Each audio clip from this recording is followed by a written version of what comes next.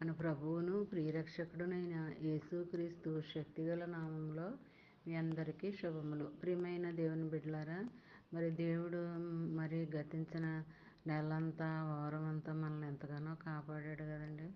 అందుకు ఆ దేవాది దేవునికి వందనాలు చెల్లించుకుంటున్నామండి. మరి ఈ దినము దేవుడు మనకిస్తున్న వాగ్దానము కీర్తనల గ్రంథము 77వ అధ్యాయము 11వ వచనం.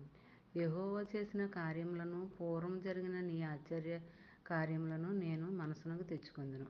ప్రియమైన దేవుని బిడ్డలారా, మరి దేవుడు చేసిన కార్యాలు, క్రియలు, ఆశ్చర్యమైన సంగతులు అన్నీ కూడా మనం జ్ఞాపకం చేసుకుంటూ ఉండాలండి. దాన్ని మర్చిపోకూడదు. మరి అలాగా మర్చిపోయి స్థితిని మర్చిపోయి ఉంటే మనము దేవుని సన్నిధిలో మరి ఎంతగానో మరి విమర్శింపబడే వారంగా మనం ఉంటామండి.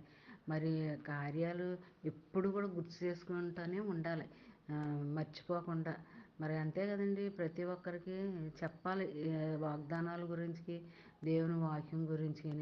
మరి అలా చెప్పడం వల్ల దేవుని యొక్క ఆశీర్వాదాలు మీరు కూడా పొందుకోగలరు. దేవుని ద్వారా మరి ఆశీర్వాదాలు, మరి ఇంకా ఎన్నెన్నో మరి క్రియలు, కార్యాలు చూస్తారు. అలాగా మరి దేవుని దగ్గర నుండి మీరు ఇవన్నీ పొందుకునేలాగా మీరు ఆయన దగ్గరగా సమీపంగా ఉండాలండి.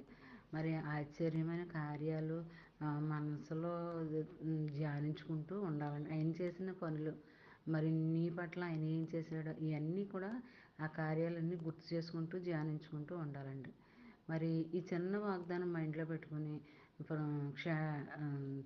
మరి జ్ఞాపకం చేసుకుంటూ, మరి ఆలోచించుకుంటూ, చదువుకుంటూ ఉంటే ఆ దినమంతా నీకు ఎంతగానో మేలుకరంగా, దేవునికరంగా ఉంటుందండి.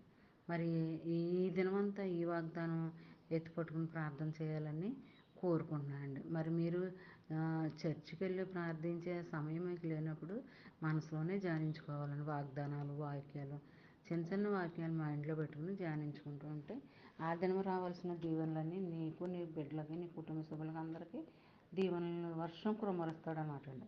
మరి ఈ దినమంతా ఈ వాగ్దానం ఎత్తిపెట్టుకుని ప్రార్థన చేయాలని కోరుకుంటూ ఆమేన్. God bless you.